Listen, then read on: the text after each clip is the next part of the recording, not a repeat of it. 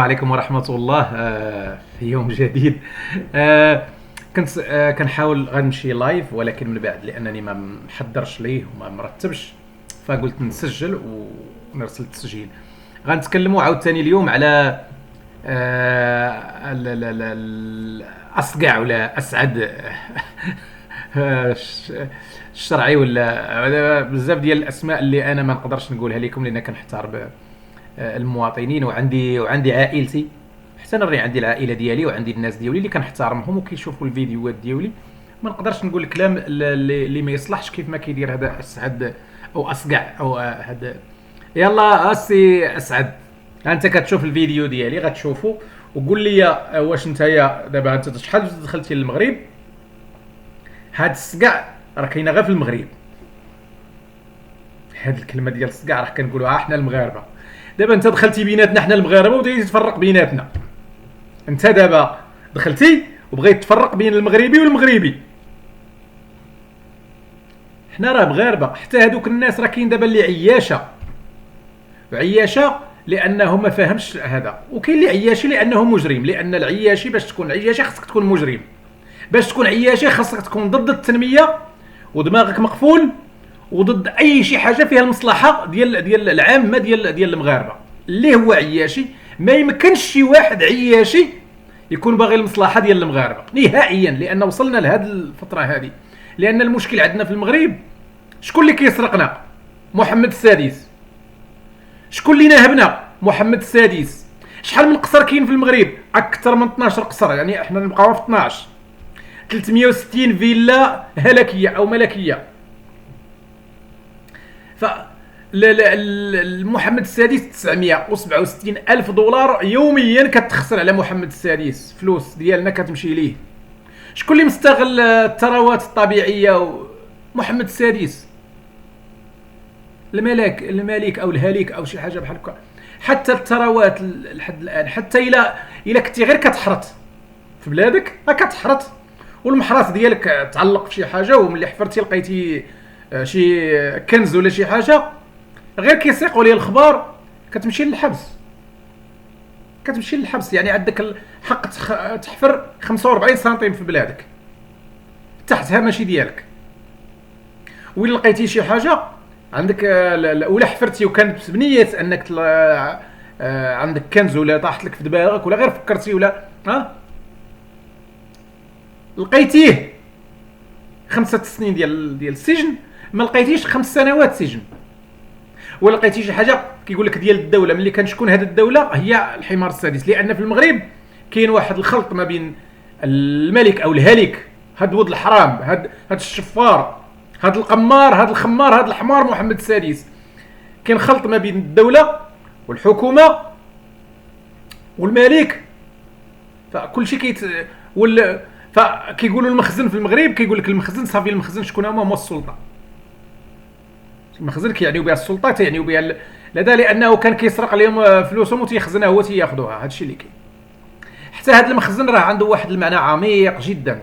المخزن عنده واحد المعنى عميق. يلا اسعد القرعي، شكون اللي كيسرقنا في المغرب؟ ماشي محمد السادس. شكون اللي دا فلوسنا لبنما؟ دا الاموال ديال المغاربه لبنما، اليس الحمار السادس؟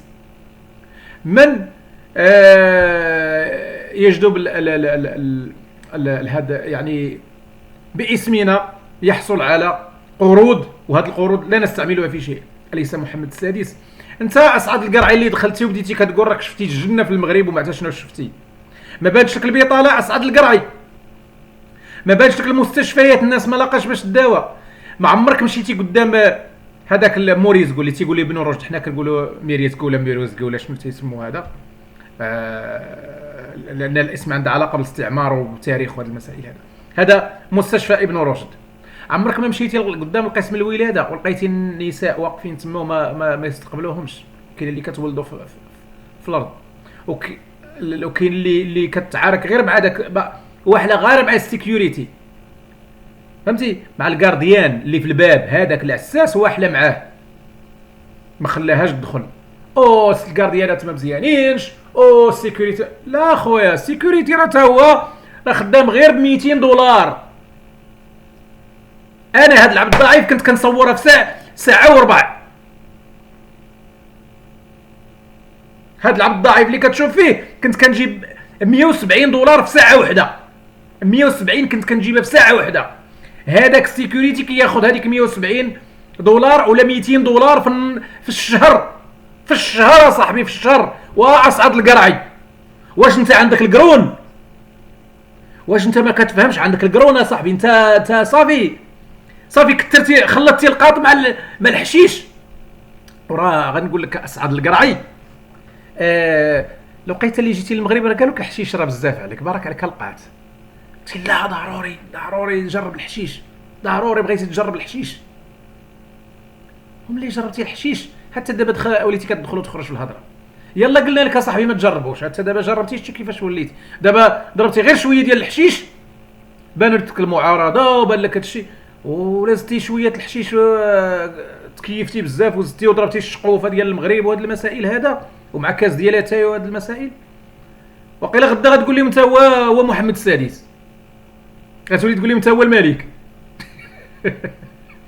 فراسك هذه على سبيل النكته. انا راه ما عنديش معلومات على هذا الشيء، وما تنعرفش واش هو جرب الحشيش المغربي ولا ما جربوش، واخا راه قاسح عليه وبزاف عليه، وما تنعرف حتى شي حاجه. لكن اللي تنعرف انه ما جاش بالمجان للمغرب، راه كانت بزاف ديال الحوايج. غير هاد اللايفات كيتربح بهم وضيف عليهم هذا. انا لدرجه ان الانحدار اللي انحدر لي اسعد القرعي، انحدرت لواحد الانحدار كبير. اسعد القرعي، اسعد الشرعي، مشيت لواحد الانحدار بزاف. غامرت، مشيتي بعيد صح. واش هذا هو اسعد الشرعي الذي كنا نعرفه؟ هذا اسعد الشرعي الذي كان صوت للحق في واحد الوقت كيبان لنا صوت الحق، ما عرفناش واش كان صحيح ولا ماشي صحيح. واش هذا هو اللي اللي شفناه في قناه الجزيره كيتكلم؟ واش هذا هو اللي كان كيتكلم على القضيه اليمنيه وكيدافع على اليمن واليمنيين؟ واش هو هذا اسعد واش هذا هو اللي كان تيهضر على هذا الهلاكيه ديال السعوديه؟ واش هو اللي كان تيهاجم الاماراتيين وتيهضر على هذا الشيء؟ دابا بعتي كلشي ولا تيتبان لك ديال قطر. قطر كتمول الجزائر قطر. اجي اخبارك شنو دايرين مع الحمار السادس؟ في اخبارك ان الجزيره هضرت على تكلمت على جميع الثورات اللي كانت الى المغرب، ما وصلت، ما هضرتش علينا باحتشام، هضروا علينا بشي شويه وما.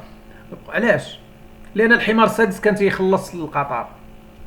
واش كتعرف بان في بوزنيقه المنطقه اللي خداها الامير ديال قطر بالمجان، المتر كان كيعمل 4000 دولار، 3000 او 4000 دولار المتر. خداه هو هكتارات كبيره، يعني ملايين، نقول الاف المتر مربع. خدا واحد يعني مساحه اللي تشوفها ما تكملهاش بعينك، ما تحدهاش بالعين ديالك بالشوفه ديالك. خداها بالمجان باش ما يخليش قناه الجزيره تهضر على الحمار السادس الملعون. واش كتعرف هذا الشيء ولا ما كتعرفوش؟ وبالتالي ما هضروش عليه باش ما لان هي كانت ديال المنبر الحر ديال الاعلام. كتعرف اسعد القرعي بان القطر راه دايره مشاريع في المغرب؟ الفرق ما بين قطر والسعوديه والامارات ان القطريين استثمروا في استثمارات اللي ما عندهاش علاقه لا بمخدرات ولا بخمور ولا بدعاره ولا بقمار. لكن ديال السعوديه وديال الامارات استثمروا في الكازينوهات، واستثمروا في الدعاره، واستثمروا في المشروبات الكحوليه، واستثمروا في كل شيء هاد الحوايج الخبيثه. انت الان ملي كتهضر على قطر، انا راه معاك على قطر بانها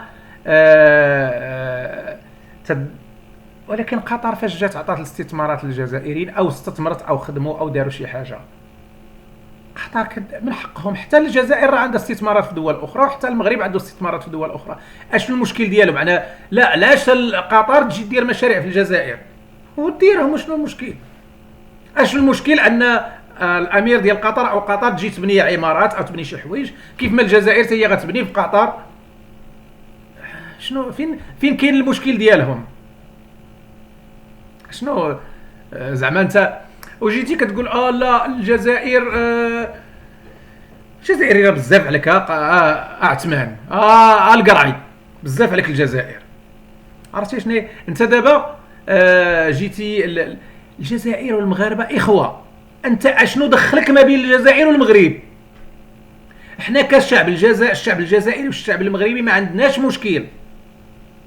المشاكل السياسيه اللي كاينه ما بين المغرب والجزائر دايرها فرنسا. والحمار السادس غلط اكثر من الجزائريين. الحمار السادس راه هو اللي متسبب باش يبقاو الحدود مسدوده، لان الحدود الا تفتحات الطائرات ديالو اللي كيمشيو لوهران وتيمشيو لتونس وتيمشيو لهذا الشيء ما غيبقاوش ياكلوا، لان قبل كانت الناس كتمشي من المغرب الى طرابلس في ليبيا 40 دولار. ملي سد هذاك الملعون المقبور الحسن الثاني جهنم وبئس المصير، ملي سد الحدود صارت يعني اغلاق الحدود. ربما ما غتفهمش هذه سد الحدود، انت راه ما راك ما لما تم اغلاق الحدود الطائرات ديال الحسن الثاني ولات كتمشي ب 300 دولار 250 300 دولار للشخص، يعني باش كتوصل.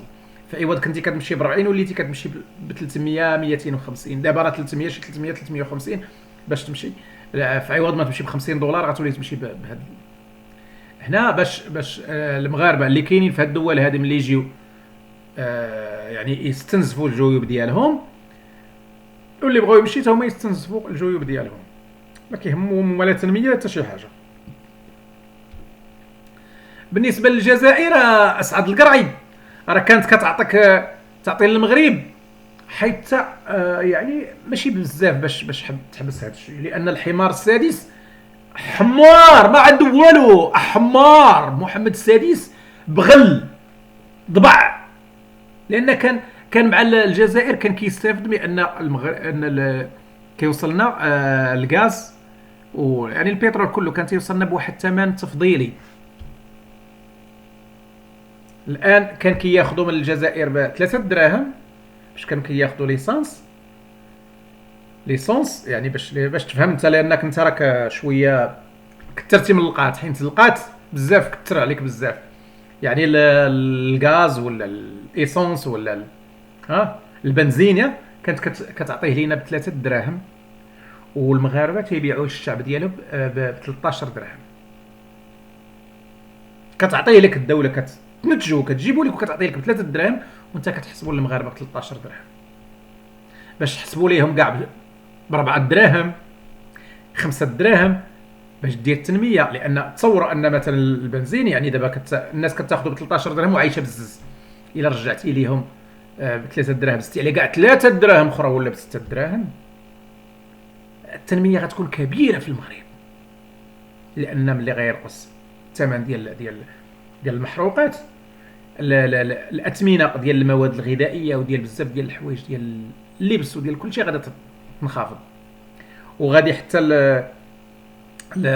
يعني الناس باش يركب في السياره ولا يمشي هذا غادي ينخفض. حتى داك اللي غيسوق الطاكسي ملي غادي يدير المازوت يعني الديزل يديروا بواحد الثمن ديال دابا كيديروه ماشي ب 9 دراهم ولا ب 10 دراهم، الى مثلا داروا ب 3 دراهم ولا ب 4 او حتى 5 دراهم ناقص عليه النص، فعنده واحد الربح اللي كان كيخسروا. يعني غادي يقدر يضرب في واحد الفتره غادي يدير فلوس، وملي غيدير فلوس غيدير اموال راه غادي يصرف على الاولاد ديالو، ما غاديش يخليها في الجيب ديالو، غادي يشري اراضي، غادي يصرف على الاولاد ديالو، غادي يدير بزاف ديال الحوايج غادي يديرها في حياته.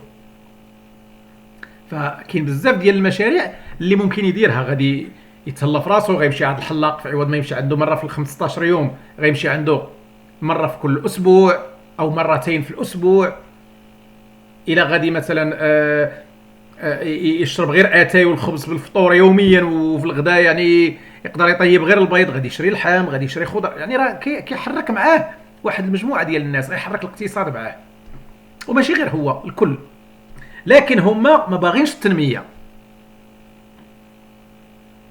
المعاهده ديال اكسليبن اللي عاملها النظام الهلاكي الملعون مع فرنسا، البنود ديالها لحد الان ما معروفينش. كل مره كنشموا الريحه ديال شي بند من البنود ديالها.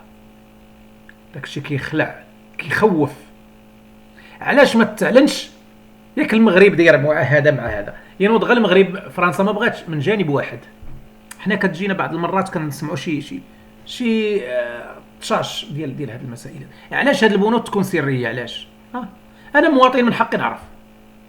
الفرنساوي ما غيسولش لانه مستفد، لان هذيك اكسليبن، هذيك المعاهدات اللي دايرين مع فرنسا فاش خرجت فرنسا، راه ما كاينش غير معاهدات الحمايه، كاين معاهدات اخرى اللي ما عرفناش حنا العدد ديالهم شحال العدد، واشنا هي التنازلات اللي تنازلت فيها الملكيه لفرنسا. نهار غنعرفوها غادي نعرفوا بزاف ديال الحوايج. حنا الان علاش بغينا الجمهوريه في المغرب؟ السبب اللي بغينا حنا محمد السادس نحيدوه، لان الاتفاقيات اللي عاملها النظام الملكي مع فرنسا كتلزم المغرب وكتلزم النظام الملكي، وما يمكنش ليه يتفاوت عليها، ما يمكنش يتنازل عليها. فهاد يعني الاتفاقيه ماشي غير هي اتفاقيات كثيره خاصنا تعرف. نهار غتعرف غتنوض الثوره في البلاد. ماشي حنا درنا طالبنا بالثوره شحال من مره، ورحنا باقي المعركه ديالنا معركه اعلاميه، وصعيب علينا باش نوصلوا لهاد الاتفاقيات مع فرنسا.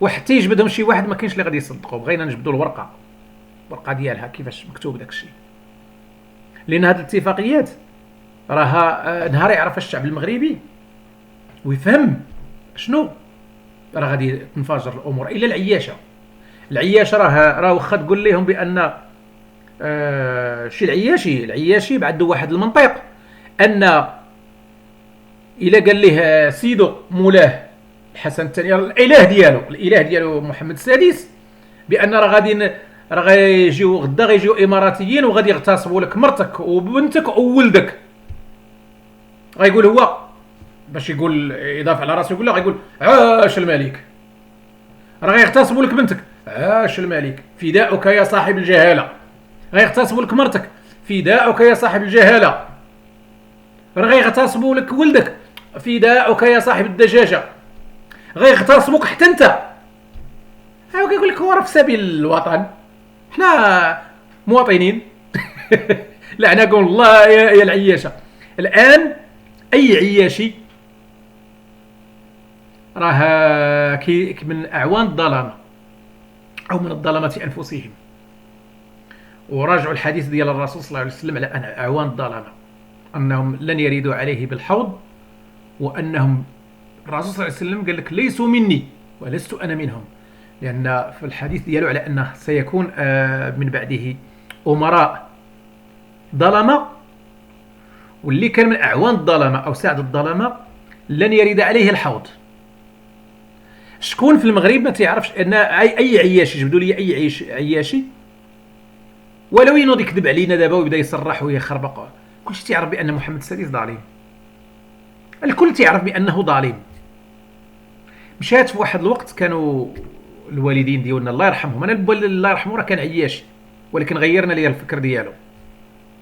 الوالده ما مات بكري وحنا كنا باقي صغار وما استطعناش نغيروا ليها الفكر ديالها، لان كانوا مفهمينهم مع هما مساكن ما قارينش وما تيفحتوش وما تيعرفوش كيسمعوا داكشي اللي قال لهم، راه وهو راه داير اللي عليه، راه خوتك اللي عاطيهم المسؤوليه هما اللي ما كيوصلوش لك داك الشيء اللي كيعطيك ولا حقوقك ولا شي حاجه. هادشي اللي كانوا تيقولوا، ولكن هذا ماشي صحيح بالدليل والبرهان انه هو كيختار الناس الخايبين باش يعاقب بهم الشعب. ف لما عاش تقول لي بان مثلا ما السجن ديال ناصر الزفزافي هو ما فراسوش، راه جاي التليفون من عنده، يعني العالم كله ساق الاخبار، الاتحاد الاوروبي، الامم المتحده، العالم كله ساق الاخبار الا الحمار السادس. هذا الحمار ولد الكلب، هذا اللقيط، هذا المجوسي اللي ما عنده حتى شي مله، هذا الحمار محمد السادس هو اللي ما ساقش الاخبار، كلشي ساق الاخبار الا هو. فكل شيء كيعرفوا هذه المسائل. هذا كتعرفوا بان محمد السادس او الملك ديال المغرب كملك عنده 15 جهاز امني كتشتغل معاه، وهاد ال 15 جهاز امني كتوصلوا الاخبار قبل ما انا وانت تسيقوا الاخبار، قبل ما تدوز في الجرائد، قبل ما تعرف. فما يمكنش تقول لي راه ما تعرفش. لكن هو ما عنده ما يدير بالمعرفه، هو استغلالي، استعماري، حماري، دحشي، جحشي. هادشي علاش حنايا ولات واحد المعارضه اللي كنسميو روسنا الجمهوريين.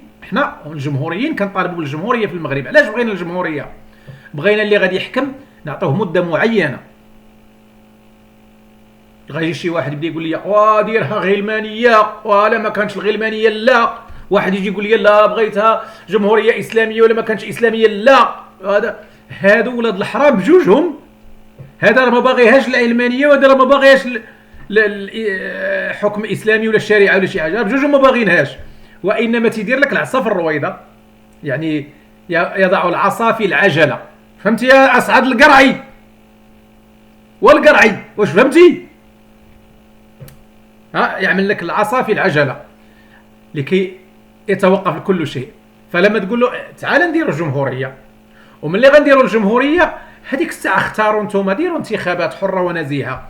انت لا بغيتي غلمانيه دوي على الطرح ديالك، ما غنمنعكش. وانت لا بغيتيها اسلاميه دوي على الطرح ديالك. وانت لا بغيتيها ليبراليه وتخربيقيه فنكوشيه دير الطرح ديالك، والشعب هو اللي غادي يختار. علاش انت بغيت تكون وصي على داك الشعب؟ وهذا هو السبب علاش حنا كاين دول اللي رئاسيه ولحد الان كاين حركات كتحرك وانتفاضات وهذه المسائل باغين باش الشعب يقدر يختار اللي بغى.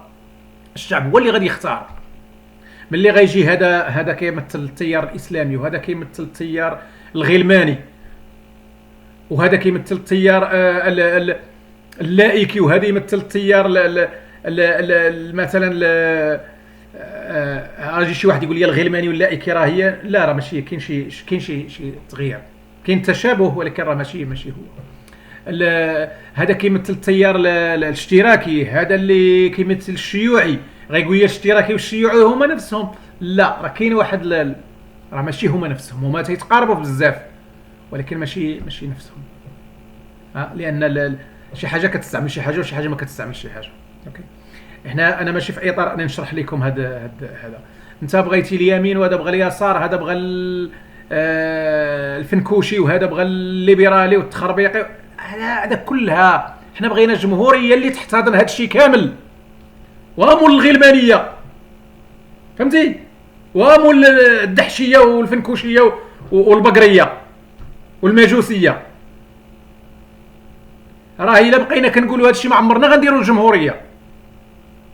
كاين شي حوايج كتمنعنا ان الجمهوريه دايره في المغرب. من بين هاد الحوايج اشنا هي؟ ان هاد الناس اللي كيناديو بتيار واحد هو اللي يكون. انا بعد الغلمانيه راه ما غيقبلها لك حتى واحد في المغرب. واش انت دابا انت حمار ولا ما قاريش؟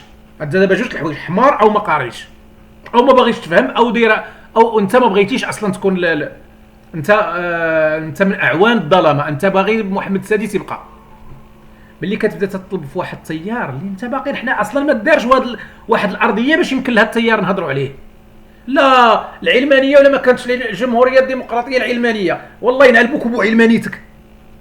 اش كتخربق عليا شنو؟ راه ما غيقبلوهاش لك المغاربه.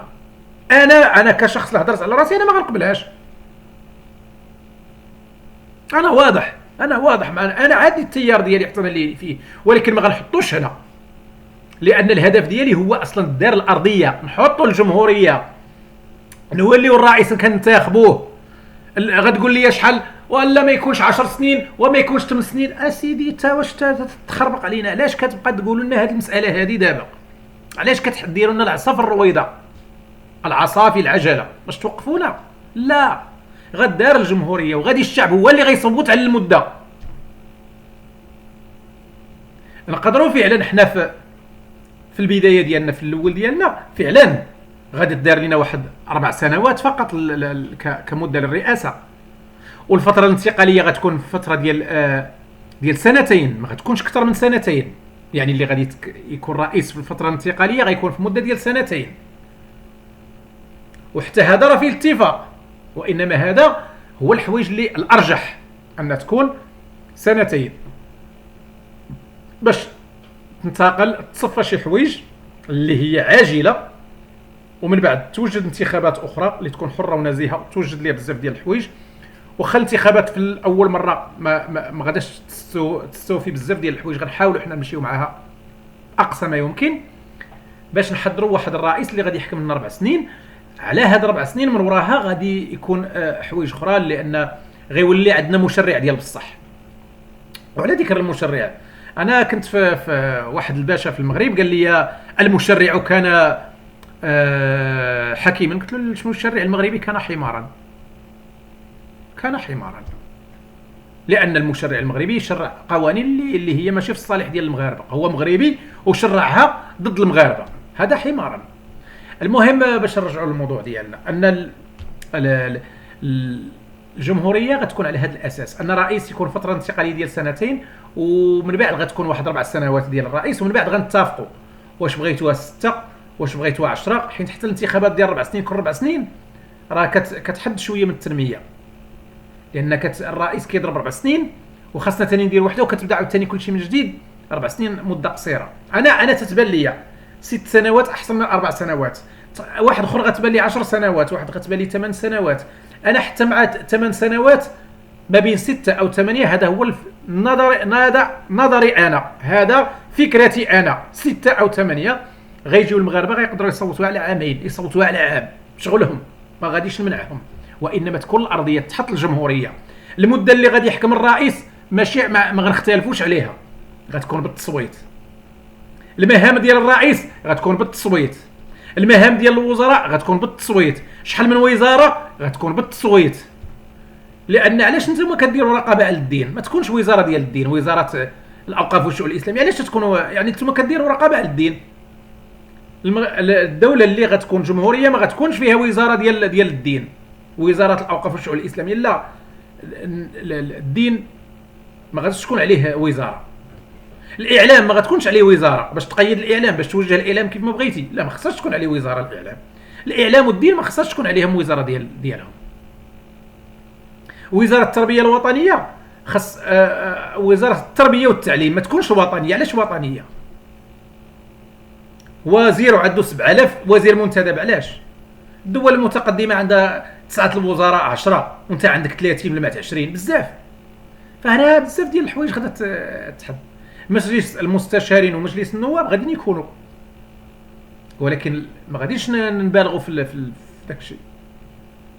ثم من بعد من اللي غتكون هذه الجمهوريه هذه، غادي محمد السادس غادي يطلق عليه القبض وغادي يتسلم للمحكمه، وهذه المحكمه غتكون عادله وغادي تحاكمه. وبما انه عندهم تورط في بزاف ديال الحوايج، غادي يكون محكمه ربما تكون دوليه يدخلوا فيها فاعلين دوليين، ولكن حنا الراي ديالنا اللي غادي يكون، والحكم ديالو ما غاديش نحكموا بالاعدام، لاننا حنا شركاء في هذا الفساد اللي كيدير بالسكوت ديالنا. لكن الجرائم ديال القتل هذيك الساعه القاضي هو اللي غادي يحكم، يعني ماشي انا اللي غنحاكم. انا ماشي قاضي باش تقول لي ملي غتشدوا محمد السادس باش غتقتلوه. واش انا قاضي؟ انا ماشي قاضي. نخليو القضاء للناس اللي واش واحد الناس كتقرا في القضاء حتى كتاخذ فيه الدكتوراه وكتاخذ فيه الماستر والدكتوراه وعندهم تجارب وعندهم هذا الشيء، وتجي تقول لي لا واش غتحكم على هذا؟ لا ما غاديش نقول لك باش غنحكم، انا غنطالب بهذا الحكم. القاضي هو اللي غادي يحكم عليه. فغتكون محاكمات وغتكون هذا الشيء. والعياشه هذه حاجه طبيعيه، خصهم يكونوا من ناحيه العمل، من ناحيه السكن، من ناحيه اي حاجه كتستافد منها من الدوله. العياشه خصهم يكونوا دائما في اخر الترتيب. فاحنا ما غتكونش عندنا طبقيه، ولكن العياشه خصها يكونوا واحد تحت الصباط. العياشي اي حاجه مشى باش يقضيها يقولوا لي انت كنتي عياشي. كيفاش غتعلن التوبه ديالك؟ العياشه خصهم يعلنوا التوبه ديالهم، وخصهم حسن السيره والسلوك مع المده، وخصهم بزاف ديال الحوايج، لان هادو كانوا مجرمين. بغى يمشي لشي دوله بوحدو يدبر راسو. المهم هو غتمارس عليهم داكشي اللي كيمارسوا علينا دابا حنايا. العياشه مخلوقات وصفات حيوانيه لعنه الله عليهم هم وملكهم. قول لي يا اسعد القرعي، بارك عليك ولا نزيدك، واسعد القرعي الامم المتحده هادو جزائر، هادو انا ساقولها بكل فخر. المهم انا راه طولت، ربما كنت باغي ندير لايف.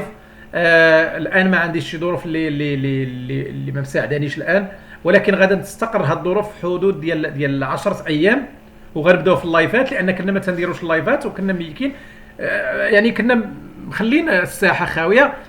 دخلوا لينا المندسين ودخلوا لينا تما ولاو كيقول لك جمهوريين، دخلوا معنا شي ناس اللي هما ما عندهم حتى علاقه بالنضال تما ولاو هذا يعني بحال مبتزين، ودخلوا لنا مبتزين، دخلوا لنا يعني الناس اللي كي نصابين كينصبوا على الناس في التليفونات تما قال لك ولاو جمهوريين. فينا هما دابا كلشي خبر تسد، حنا خيليناهم، ولكن حنا رجعنا لان حنا ما خليناش الساحه، ما خويناش الساحه. كانت واحد الفتره اللي ملي شلنا هاد المندسين وهاد كذا وهاد المرتزقين هذا. الان ولا دابا اللي هو صعيب انه ولاو كيجونا مرتزقه من دول اخرى ما هماش مغاربه. يعني مثلا اليوم واش عطاوك الجنسيه المغربيه اسعد القرعي؟ انا كنتمنى اي واحد يجاوبني واش اسعد القرعي خدا الجنسيه المغربيه ولا بس باش تاخذ جنسيه ديال بريطانيا، تاخذ جنسيه ديال امريكا، تاخذ جنسيه ديال هذا، باغي تاخذ الجنسيه ديال المغرب. علاش؟ باش تعاون العياشه وتتولي عياشي. صاحبي من هذا المستوى اللي كنتي في واحد، واخا ما انا ما تنعرفش بزاف ديال الحوايج عليك، ولكن كنتي كتبان في شاركتي في الجزيره، درتي بزاف ديال الحوايج، ولا صافي ساهل لك كلشي، نزلتي واحد المستوى، واحد مستنقع خبيث ديال تاع عياشت، واصبحت عياشي شبيح نبيح منبطيع. لعنة الله على محمد السادس، لعنة الله على العياشة، لعنة الله على كل من يحارب المغاربة. انت اسعد القرعي فوت عليك المغاربة، فوت عليك الجمهوريين، راه كانوا ناسينك ما مسوقينش لك، كنتي كتبان لهم واحد شي صغيور بزاف ما مسوقين. انا ما كنتش يعني ملي شفتك صغاريتي في واحد الوقت ما بقيتش شفت لك الفيديوهات ديالك. انت دابا درتي علينا بالشهر ويلا دابا قطعتي عاوتاني داك الفيديو قطعتيه صغيور ولحتيه. انا شفت هذاك فاش قطعتيه صغير، كان صحابك درتي جوج فيديوهات، هذا الشيء اللي حسب ليا. دابا من بعد هذا رجعت لك الفيديو الاخر تصمت ليه، فباش تهضر على هذا بزاف عليك.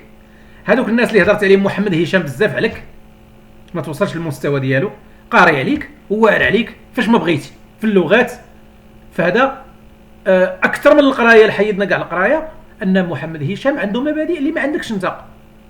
محمد هشام عنده مبادئ واخلاق ما عندكش انت. محمد هشام كيحترم العائله ديالو، كيحترم الاصدقاء ديالو، كيحترم المغاربه. محمد هشام مع الحق، ما عمرو خرج على الحق. حسن فنان بزاف عليك، واعر عليك في بزاف ديال الحوايج. الا جي نقارنوك بينه وبينه والظروف اللي عندك انت والظروف اللي عنده هو،